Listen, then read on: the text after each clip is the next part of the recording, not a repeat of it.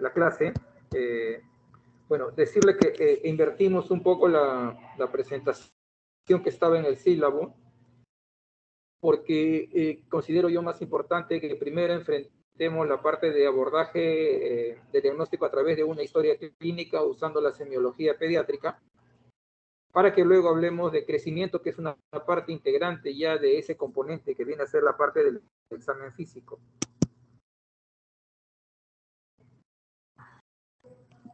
¿Me están escuchando ustedes?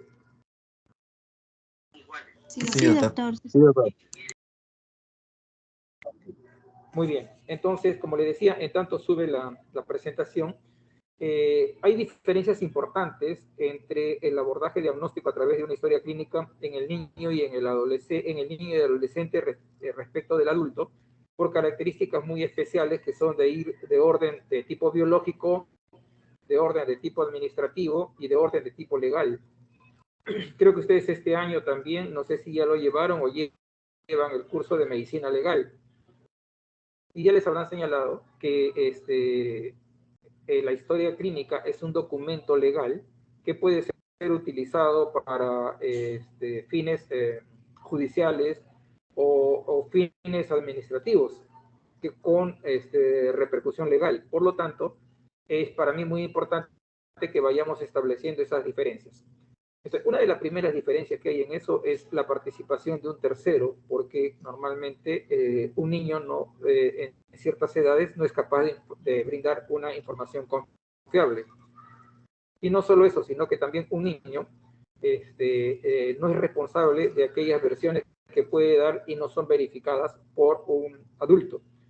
Por lo tanto, aquí la participación de un tercero es fundamental. Ahora, el tercero pudiera ser un tercero responsable directo, como son los padres, tutores, etcétera, o pudiera ser un familiar, o mucho peor, pudiera tratarse de un tutor legal, como son los niños aquellos que provienen de instituciones que están al cuidado de niños que han sufrido abandono familiar. Por lo tanto, nosotros vamos a tener, ok, muchas gracias. Por favor, si lo vas pasando ya, porque para ganar tiempo. Sigue la siguiente. Ok, aquí estábamos. Y entonces, cuando nosotros llegamos a la construcción de esa historia clínica, nos vamos a preguntar los objetivos que tenemos a través de esta historia clínica para que podamos entender lo que estamos hablando. La siguiente, por favor. Muy bien. Entonces, ¿qué cosa es normalidad en semiología pediátrica para que yo lo pueda establecer en ese documento del que venimos hablando? Entonces, esa interpretación de normal se basa en dos criterios. Uno primero es un criterio estadístico que está dado por el conocimiento, versiones, etcétera, que hemos establecido a lo largo del tiempo y que hemos ido modificando según las evidencias científicas que hemos venido adoptando año a año. Entonces, primero, nos vamos a poner de acuerdo en fines estadísticos para llamar qué consideramos normal y qué cosa está fuera de lo normal. Y por lo general usamos evidencias sobre poblaciones, quiere decir, aquellos datos vistos en toda la población que significan que nosotros podamos tener la prioridad o no de un evento. Eso es tanto del tipo numérico como del tipo cualitativo también. O sea, no necesariamente tiene que ser todo lo que sea numérico, como va a ser la antropometría, sino también pudiera ser de algunos eventos, hallazgos clínicos, observación de algún signo. Incluso ya en estas épocas ya no hablamos de signos patognomónicos, o sea, signos exclusivos de una enfermedad. Lo que antes consideramos un signo exclusivo de la enfermedad, con el tiempo la evidencia nos ha dicho que puede ser presentado también por otro. Por lo tanto, esa normalidad ha ido variando. El otro juicio clínico es la experiencia profesional. Quiere decir, aquellas observaciones que un médico ha objetivado a lo largo del tiempo y que se le hace fácil identificar porque esa experiencia profesional se lo ha dado. Entonces, esos criterios son los criterios llamados de normalidad, y a ustedes les habrá pasado mucho que cuando van con algún colega y ven a algún paciente, ustedes les hacen pregunta, doctor, ¿y por qué tiene eso? Y él le dice, porque tiene esto y esto, o sea, dos signos, dos cosas, y ustedes dicen, pero si eso yo no lo he observado, no me lo han dicho otros. ¿Qué es lo que sucede? Lo que sucede es que esa experiencia clínica se la ha dado el ejercicio en el tiempo. Sin embargo, ese ejercicio en el tiempo tiene que estar fundamentado en alguna evidencia científica que lo avale.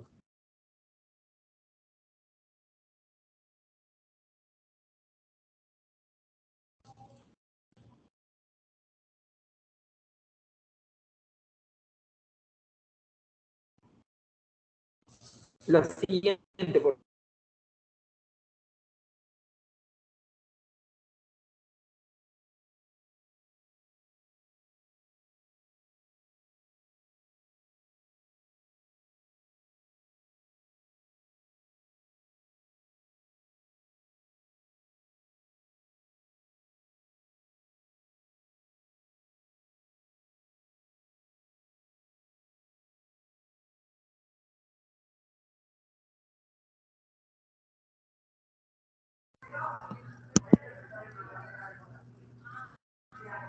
Doctor, creo que se le congeló la señal. Aló, se congeló, se me cortó, me sacaron de línea, creo. No, se le congeló, creo que Ya, se quedó, ya, no se le correcto. escucha. Entonces, continuando, esta era la que continuaba, ¿verdad? ¿Puedes Sí, poner la doctor, anterior? esa es la que... Sí, doctor, es la que continuaba. Ponme la anterior, por favor.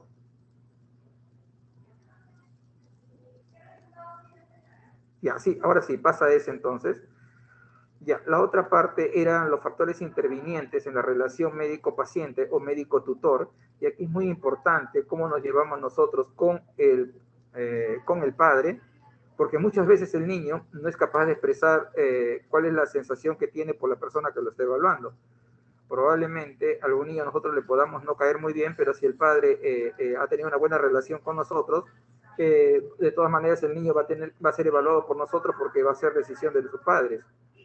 Pero eso, por ejemplo, puede cambiar en un adolescente que ya toma acciones y situaciones propias, donde puede rechazar, por ejemplo, nuestra participación. Entonces, para eso hay factores afectivos, hay factores éticos, hay factores técnico-profesionales, hay factores sociales y ambientales. Por ejemplo, tener mucho cuidado al examinar a niñas o niños ahora, cuando vamos a hacer un examen de sus partes genitales, por ejemplo, porque pudiera tomarse por parte del padre o de otros como un evento que está yendo contra la naturaleza del examen. Entonces hay que tener mucho cuidado, especialmente en estos tiempos donde las personas se han puesto, pues digamos, a veces muy sensibles a este tipo de evaluaciones. La siguiente. Las características del médico, las características nuestras son muy importantes. Lastimosamente estamos ahora nosotros en una virtualidad que no nos ayuda a afinar esto, pero el aspecto físico que tenemos nosotros al momento de acercarnos al paciente es muy importante. No podemos venir vestidos con una forma que no nos diferencie o no nos identifique con la actividad que realizamos. No porque nos creamos diferentes, sino que tiene que diferenciarnos de ellos para que ellos también eso lo adopten como una parte importante del trabajo nuestro. La comunicación, el tipo de léxico que usamos al nosotros interactuar con ellos. No podemos usar jergas o no tratar de usar jergas para comunicarnos con ellos. Usemos un lenguaje básico si creemos que no nos van a entender. Tratemos de no usar diminutivos al momento de tener relaciones con ellos, decirle mamita, papi o cosas de esas no son términos que nosotros debamos usar. Debemos usar un término, si creemos que no nos van a entender por el nivel de educación que ellos puedan tener, usemos un lenguaje básico, claro y con respeto. Finalmente, los aspectos éticos que ustedes ya conocen, que son beneficencia, no maleficencia, justicia y autonomía, que resumen esa frase que ustedes siempre habrán escuchado, primero no hacer daño. Eso se encierra en estas 4 características: respetar la autonomía del paciente, actuar con una justicia tal cual lo hiciéramos con cualquiera de los pacientes y no diferenciarlos, tratar de no hacer ningún evento que pudiera ir en contra de la salud del paciente, y puede ahí estar, por ejemplo, si nosotros no conocemos del tema y nosotros pudiéramos, sabiendo que no conocemos el tema, tomar una decisión, esa decisión pudiera ir contra la actividad de la salud de ese paciente que estamos evaluando. Entonces, no olviden estos 4 aspectos éticos que son muy importantes. Beneficencia a favor del paciente, no maleficencia, que no solamente es el hecho de actuar en contra, sino por desconocimiento. Tercero, justicia, quiere decir actuar al mismo nivel para que lo hiciéramos con todos. Y autonomía, respetar la decisión del paciente. En este caso, por ejemplo, esto se hace más difícil porque la autonomía no solamente va a depender del propio paciente, sino de aquello que nos permita la familia. Y eso nos lleva a veces a eventos en los cuales tenemos que pedir participación hasta de un personal legal para que nos permita acceder al niño cuando los padres se niegan a que le demos atención. La siguiente. Ya habíamos hablado de la participación de terceros, la diversidad de grupo ya lo habíamos mencionado, y también los aspectos éticos. La siguiente, por favor. Ya, pasando a la parte del abordaje semiológico, la primera parte es muy importante, lo que es la ectoscopía, o sea, cómo nosotros interpretamos lo que estamos viendo del paciente. Y esta es una parte que es muy importante al momento de trasladarlo al papel. Yo he visto que cuando ustedes hacen las historias clínicas, y espero que no pase con el grupo de ustedes, en ectoscopía me relatan todo un aspecto general y ponen un montón de eventos. La ectoscopía no es eso. La ectoscopía es la primera visión, la primera impresión que tenemos nosotros del paciente o quienes acuden junto con el paciente para nosotros hacernos una activación del aspecto general del paciente. Si está en un estado de severidad en lo que lo traen, si está en un estado de riesgo, si está en un estado de conmoción, etc. Nosotros vamos a tener que ir buscando y destacar lo más importante que vemos en el paciente. No es un relato de todo el aspecto general. Tengan mucho cuidado cuando coloquen eso en una ectoscopía. Luego tenemos la anamnesis, que es la parte, yo diría, más importante de la historia clínica, porque si una anamnesis no está bien hecha, una historia clínica va a fallar en lo que nos va a ayudar. Lo primero, y ustedes ya conocen la filiación, es la procedencia o lugar de residencia, por ejemplo. Es un dato interesantísimo. Por ejemplo, ahora que nosotros estamos frente a una pandemia, por ejemplo, en la procedencia o lugar de residencia para hablar de una enfermedad típica como el COVID-19, no cuenta porque se extendió a lo largo de todo el mundo y todos éramos sospechosos. O sea, ahí, por ejemplo, se perdió esa identificación. Pero, por ejemplo, si hablamos de una enfermedad infecciosa como la enfermedad de Chagas, por ejemplo, inmediatamente nosotros nos trasladamos a lugares de la sierra y de la sierra alta nuestra. Entonces, ubicamos a lugares específicos donde estas enfermedades son más frecuentes. Entonces, eso sí nos puede ayudar, pero en algunos casos, como epidemia, todo se confunde por la amplitud del compromiso de este agente. Luego está la enfermedad actual. Aquí 2 puntos que quiero resaltar. Una cosa es episodio actual, otra cosa es recidiva de un evento, otra cosa es un antecedente para la hora que lo vamos a señalar. Por ejemplo, si yo tengo un niño que viene teniendo varios episodios, tiene un cuadro, por ejemplo, de asma bronquial, este paciente es asmático y cada cierto tiempo hace una crisis, el evento actual, lo que lo motiva a acudir ahora es el episodio actual. Sin embargo, el tiempo de enfermedad es mucho más. Identificaremos cuánto tiempo que tiene diagnóstico de asmático y identificaremos el tiempo que tiene ahora que acaba de desarrollar este episodio. Ahora, recidiva. Por ejemplo, si nosotros tenemos un paciente con infección del tracto urinario y este paciente le hemos dado tratamiento, se ha aliviado aparentemente y al poco tiempo regresa con el mismo cuadro, a eso le llamamos una recidiva. Tener cuidado al momento de interpretarlo. La siguiente, por favor. Las características del lugar de evaluación son muy importantes para la construcción de la historia clínica. No es igual una historia clínica de emergencia que una historia en consulta externa o una historia en hospitalización. Entonces, depende de dónde lo estoy evaluando, porque si estoy en una emergencia y el cuadro es una urgencia o una emergencia, yo no voy a estar pudiendo tomar demasiados detalles de la historia clínica, me voy a dirigir fundamentalmente a aquello que ha motivado que acude a emergencia y que le está poniendo en riesgo su salud. Luego están los aspectos socioculturales y administrativos. Por ejemplo, si yo estoy frente a una persona que tiene un idioma distinto, voy a tener que verme limitado de repente a la interpretación de lo que haga y voy a tomar datos muy puntuales, tal vez escritos, tal vez señalados, tal vez mencionados en forma no verbal. Y lo otro de los seguros ahora también se ha vuelto muy importante, porque casi toda persona cuenta con algún tipo de seguro, y administrativamente nosotros tenemos que saber si este paciente tiene las posibilidades de acceder a alguno de los procedimientos que vamos a hacer de acuerdo a su seguro, porque si no podemos entrar en problemas. No sucede, por ejemplo, en hospitales donde estamos obligados a dar todo tipo de atención, pero puede suceder, por ejemplo, cuando ustedes laboren en alguna clínica privada. Después, la solicitud racional de exámenes auxiliares y procedimientos, lo cual antes estaba solamente señalado a la propia decisión del paciente, del personal médico, ha cambiado radicalmente. Ahora ustedes, por ejemplo, si tienen algún tipo de seguro, incluido el seguro integral de salud, si ustedes colocan un diagnóstico, hay exámenes auxiliares que no le están permitidos para ese diagnóstico, ni procedimientos que le están permitidos para el diagnóstico que usted acaba de colocar. Entonces, esa racionalidad nuestra se ha ido intercalando con lo que es los procesos administrativos. La siguiente, por favor.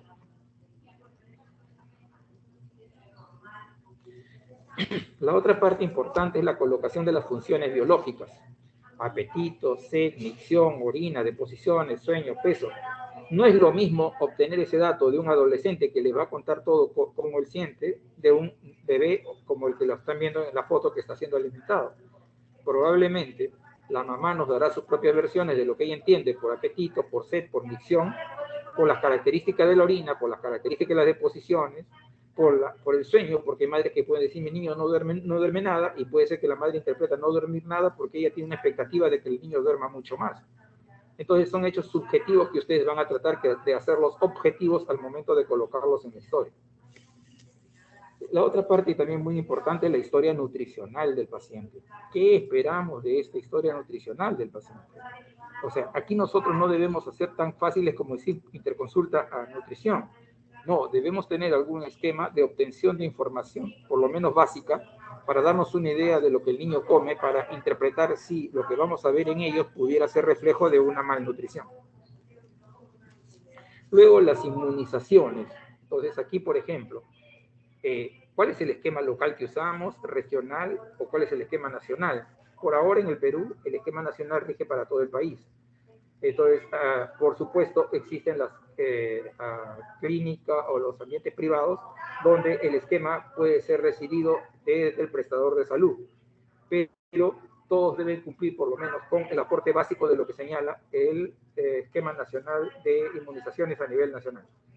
Entonces, eso también nosotros debemos estar actualizándonos, porque, por ejemplo, en el esquema de inmunizaciones actual, pronto, por ejemplo, podría entrar la vacunación del COVID en niños de 6 meses a 5 años, y probablemente lo tendremos que integrar a ese esquema, además de las que ya contamos.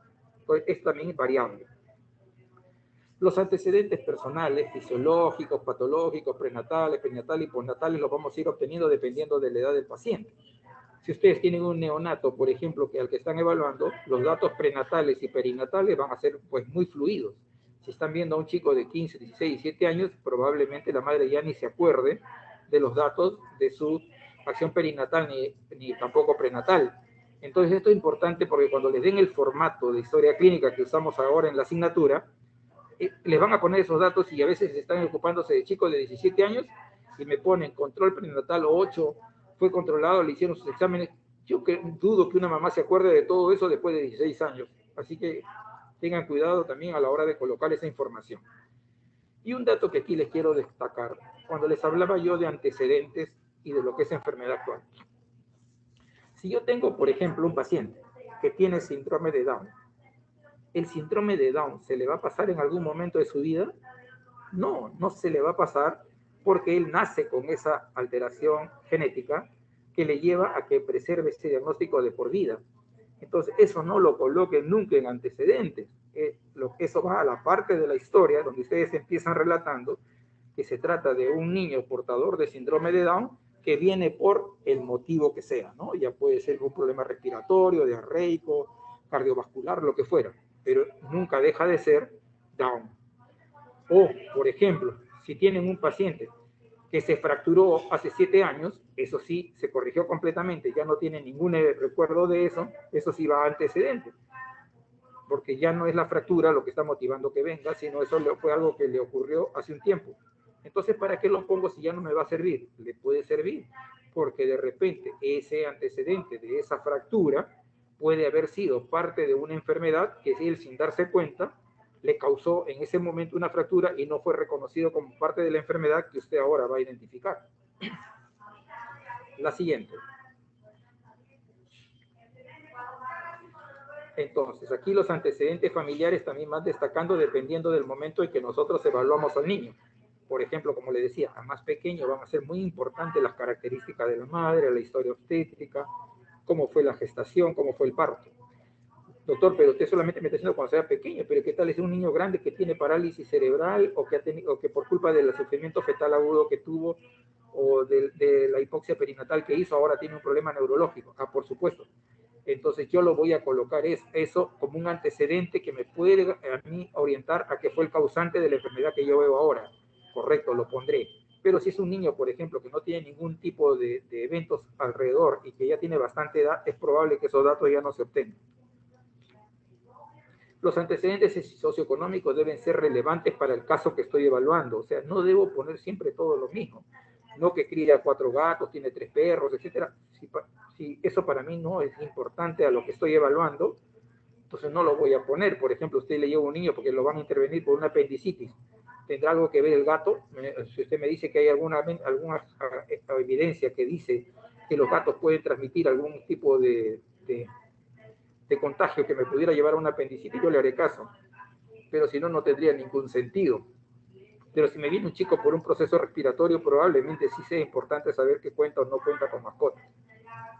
La siguiente. Esto ya es la parte del examen físico y eso lo empezamos por la antropometría y las funciones vitales. De la antropometría me voy a ocupar en la siguiente clase, así que ahí no hay inconveniente. Y sobre las funciones vitales, por favor, no se olvide, los niños también tienen presión arterial. Muchas veces pasan por alto la presión arterial y algunos niños pueden tener relevante data de esa alteración de la presión arterial. La siguiente. Esta es la puntuación del APGAR, que no la voy a insistir tanto porque ustedes en neonatología lo llevan, pero fíjense ustedes, se lo pongo acá, como un evento semiológico puede haber dado una puntuación que nos sirve a nosotros para más o menos darnos una idea de cómo fue su momento perinatal. La siguiente. Esto también lo vamos a hablar luego en semiología pediátrica en lo que es antes de crecimiento, pero aquí simplemente para señalar lo que se llaman las mnemotecnias, cómo uno puede, tomando algunos datos ya casi característicos de normalidad estadística, establecer datos como estos, por ejemplo, de que un niño puede duplicar su peso a los 5 meses o triplicarlo al año, o cómo podemos obtener por una multiplicación más un factor el incremento de la edad por años. Entonces, eso lo vamos a ver con más amplitud, pero para recibir nomás esta parte de lo que se llama la normalidad estadística. La siguiente.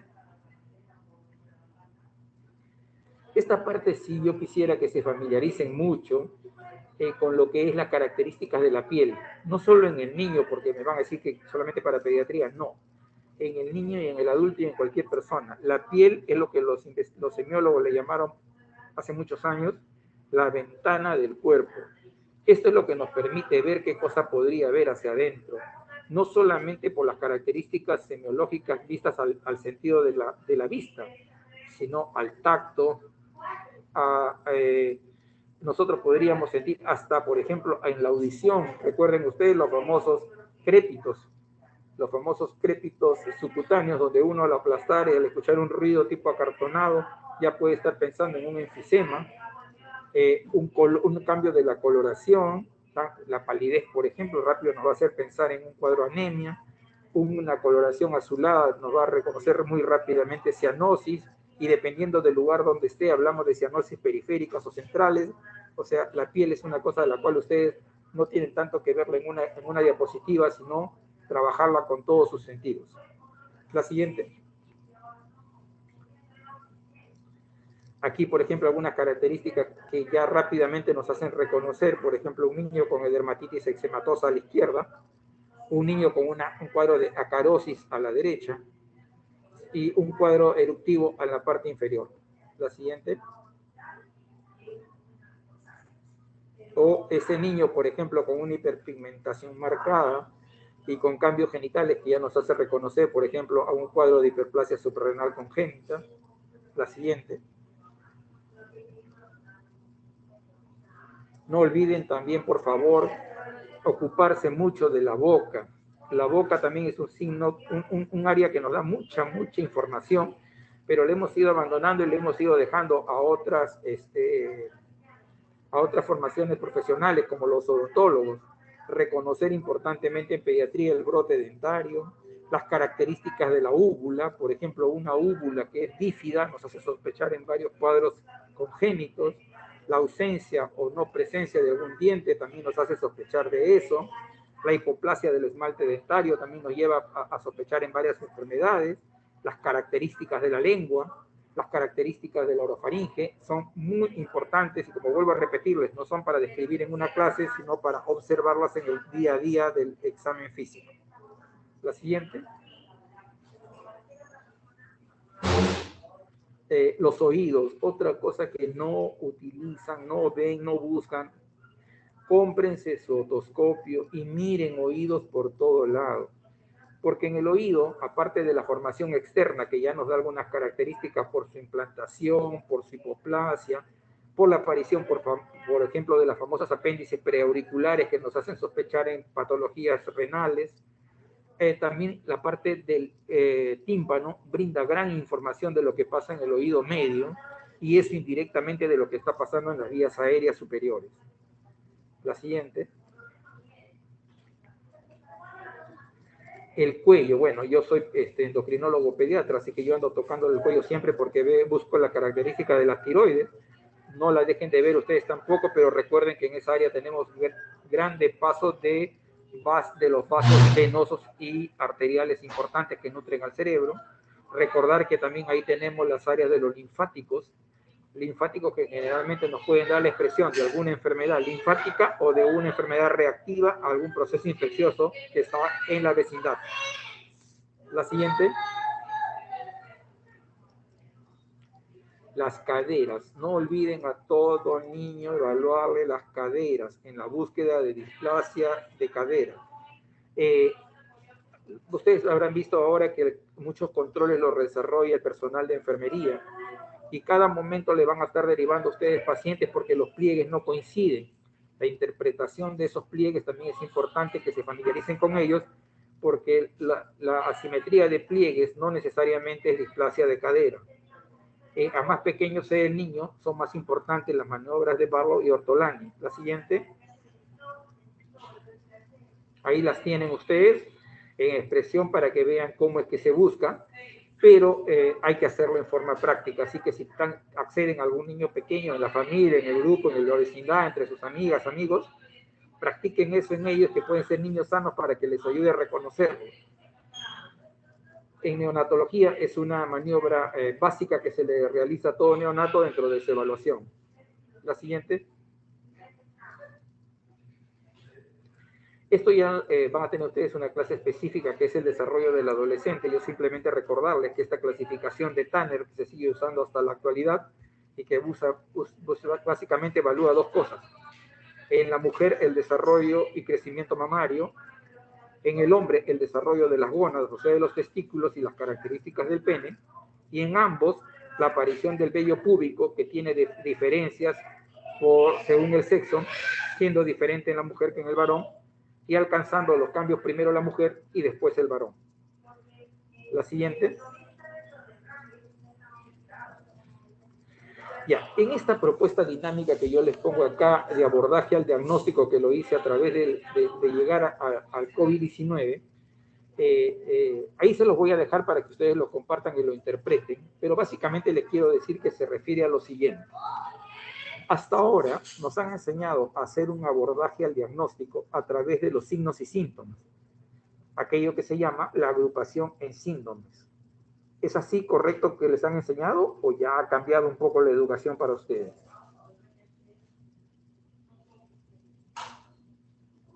Así es, doctor, por medio de síndromes. Perdón, no le escuché bien. Sí, así es, doctor, por medio de síndromes. Ok. Ya, ese aprendizaje sindrómico ya no es de gran utilidad como lo fue en el siglo pasado, porque en el siglo pasado no nos podíamos valer del apoyo al diagnóstico y había muchas cosas que nosotros las desconocíamos. Por ejemplo, cuando yo estudié la medicina, y no me van a decir, tantos siglos, pero cuando yo estudié la medicina, a nosotros nos enseñaban, por ejemplo, como un hallazgo importante, la difusión osmótica de los líquidos a través de la membrana celular. Y para nosotros incluso la prueba del celofán era una visualización de comparación de lo que podría estar ocurriendo en una célula. Con el paso de los años, pues fuimos descubriendo que eso no es ni por encuentro así, sino que hay un uso de bombas situadas a nivel de la membrana celular, uso de receptores que movilizan proteínas y arrastran agua de uno u otro lado, para entender lo que es el edema intracelular y lo que es cuando más bien la célula se deshidrata. Entonces, cambios tan básicos como esos que recién nosotros los comenzamos a descubrir por el año 80, 90 del año pasado durante nuestra formación, cuando habíamos empezado a estudiar semiología, nos la daban como un hecho evidente, simplemente hablar de trasudación para decir que eso era una causante de edema. Eso pues ya ha variado a lo largo de la evidencia científica y por lo tanto una forma de acercamiento de ese tipo ya no ayuda. Entonces, a ver, pásame la siguiente, por favor. Claro, con esto lo que yo busco entonces es que hagamos una aproximación diagnóstica con lo que hemos tenido en la historia clínica y hemos construido a través de la historia que hemos obtenido y del examen físico que hemos realizado. El examen físico lo que debe haber hecho es que debe haber hecho evidente que aquello que hemos visto, que aquella información que hemos obtenido, la hemos objetivado en el examen físico. Cuando ambas cosas coinciden, quiere decir que la historia que he obtenido es correcta. Si mi examen físico es diferente a lo que, o hay mucha diferencia con lo que yo he obtenido en la historia, en lo que me han contado, pueden estar sucediendo dos cosas. O me contaron mal la historia, o yo no he sido capaz de obtener los signos adecuados a través de mi examen. Y eso me llevará a que yo me reevalúe de que estoy teniendo deficiencias para ese tipo de evaluación. A través de la antropometría voy a hacer un diagnóstico del crecimiento y se llama diagnóstico de crecimiento de tipo nutricional a través de la antropometría, que ya van a tener ustedes clase y que yo también lo voy a reforzar en mi clase de crecimiento. Luego está el diagnóstico del estado nutricional, ¿no? Que ya ahí es diferente, ya lo voy a conversar también. El diagnóstico del desarrollo psicomotor, donde vamos a usar diferentes test del desarrollo psicomotor. Eso ustedes tienen una clase específica para desarrollo psicomotor del niño.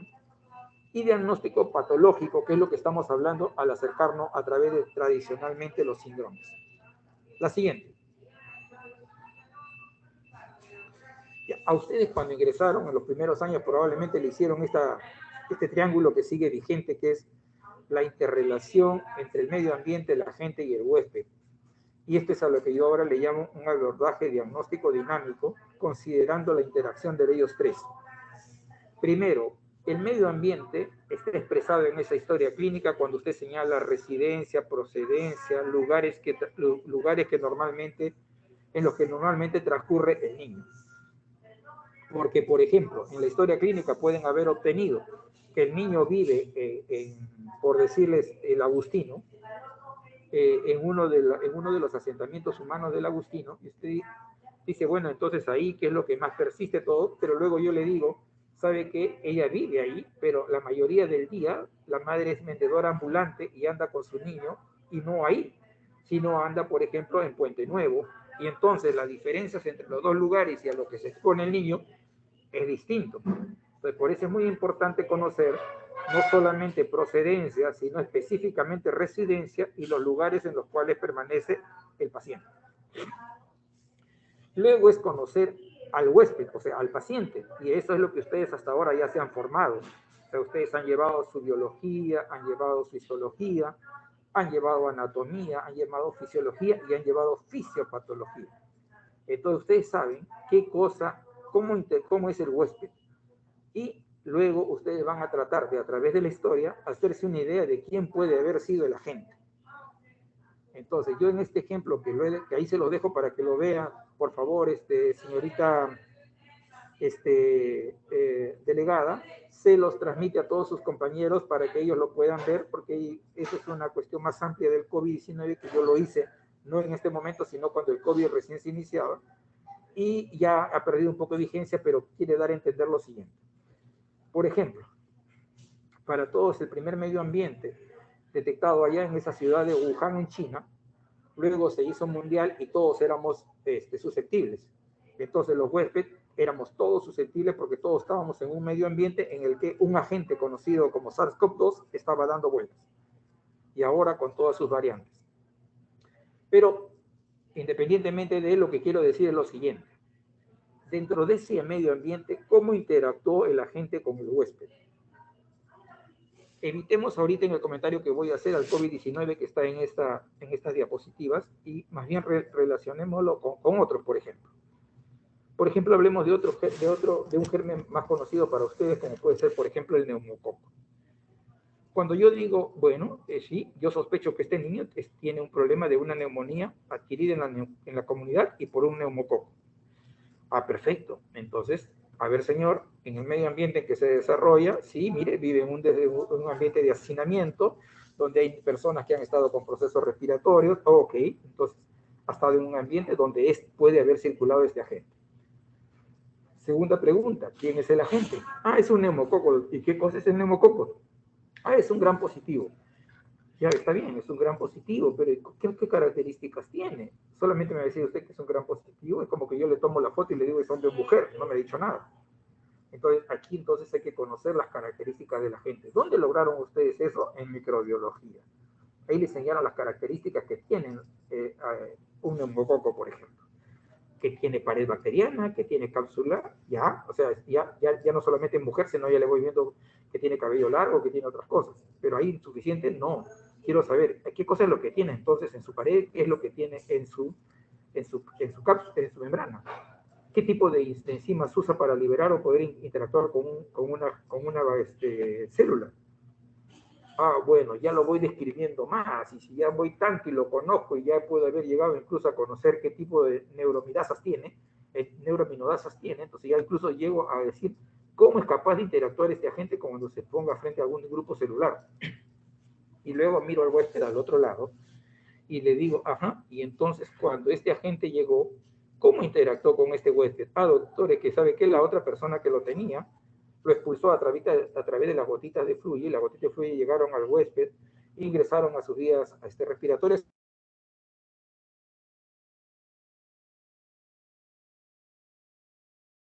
llegaron ¿A qué mucosa actuó? Mucosa nasal, mucosa nasofaringia, mucosa oral, mucosa orofaringia, ¿con quién interactuó? Y dentro de esa mucosa, ¿contra qué células fue capaz de adherirse? Y una vez que se adhirió acá, ¿qué tipo de células, cómo es que la destruyó? ¿Cómo es que fue capaz de pasar a la vía sanguínea y a través de la sanguínea circular por diversas partes del cuerpo, encontrar receptores en algunos de los órganos y establecerse en esos órganos? ¿Por qué? Porque ustedes saben que el neumococo no solo da neumonía, el neumococo puede dar meningoencefalitis, puede dar celulitis, puede dar gonartritis. Entonces es un germen que puede dar varias localizaciones dependiendo del receptor que tenga el huésped y con el que interactúe. Pero recuerden, para ingresar un agente al huésped, ese agente tiene que tener la capacidad de interactuar con la piel o las mucosas. Entonces, ¿este tipo de agente es capaz de interactuar con la piel y a través de eso pasar? No. ¿Este agente es capaz de interactuar con algún tipo de las mucosas que tenemos? Sí, fundamentalmente las mucosas respiratorias del tracto respiratorio superior. Y de ellas fundamentalmente con lo de la nasofaringe. Y dentro de las nasofaringes no interactúa con las células linfocitarias, sino con las cilíndricas. Y luego, ¿qué hace? Provoca adhesión. La adhesión provoca que el mismo huésped responda, causa un proceso inflamatorio muy leve en esa zona, pero eso le permite a este agente interactuar contra el epitelio de la zona vascular, atravesarlo porque lo destruye e ingresar al torrente sanguíneo y a través de eso llegar a los diferentes tejidos que tienen receptores para este huésped. Doctor, está bien, pero ese es un conocimiento que tenemos de tipo fisiológico, etcétera, pero ¿cómo lo obtengo? Lo obtengo porque de acuerdo a la interacción que la gente va teniendo con el huésped va dando signos. Entonces, si yo le estoy diciendo que este agente interactúa con la nasofaringe, es muy probable que este paciente no tenga rinorrea, que no haya tenido gran cantidad de estornudos, que no tenga gran tos al inicio, y eso por eso puede haber pasado muy desapercibido antes de dar los signos respiratorios del tracto inferior. Entonces, este pequeño ejemplo que les doy es para que ustedes lo usen con todos los demás agentes. Entonces, esta interacción que ustedes van dando les va a ayudar en el lapso del tiempo irle haciendo conocer que están frente a un agente de esas características. Doctor, pero a todos los agentes puede ser bien difícil. Por supuesto que es muy difícil, pero sabemos frecuencias que normalmente son las que más afectan a la población y a esos agentes debemos conocerlos de acuerdo al estadiaje que tienen. Doctor, pero ¿necesariamente tiene que ser ese tipo de agente? No. Por ejemplo, hay agentes que no vemos, como son la radiación ultravioleta, y que ustedes saben puede desencadenar tipos de cáncer en la piel. O, por ejemplo, hasta el mismo evento de estrés puede significar que sin tener una visualización exacta del problema, una interpretación a nivel del sistema nervioso nuestro, a nivel de nuestro sistema nervioso central, nuestros lóbulos frontales interpretan sensaciones que pueden llevarnos a una condición de estrés. Esa condición de estrés puede provocar en una persona la liberación de gran cantidad de citoquinas inflamatorias que si el huésped tiene alguna lesión no conocida por él puede terminar haciendo una lesión severa. Por ejemplo, un fuerte estrés en una persona que tenía una malformación arteriovenosa a nivel cerebral, como puede ser, por ejemplo, un aneurisma, puede terminar haciendo un evento desastroso a partir de ¿dónde? A partir de un evento que no tuvo medición, que si no solamente fue elevado a esas características por la condición del paciente. Y eso lo habrán escuchado ustedes en muchas personas mayores. Sí, doctor, tuvo una gran cólera y terminó teniendo un accidente cerebrovascular. Por supuesto, porque hay eventos subyacentes que favorecieron que esa interpretación fuera el desencadenante. Espero, por favor, que usen un poco este tipo de ejercicio y ya no tanto la agrupación de síntomas y signos y visto en la presentación de síndromes, porque eso fue un acercamiento, digamos, muy soslayado que usábamos antiguamente, pero que nos puede llevar a agrupar diferentes síndromes sin llegar a la conclusión de una patología específica. Ok, les voy a pedir mil disculpas por haber empezado tan tarde. Temas de esto, voy a, por favor, la siguiente clase que tengo el viernes se la voy a enviar para no tener riesgos a la delegada para que por favor lo tenga si es que no puedo subir la clase en ese momento. Muy bien, ¿tienen alguna pregunta?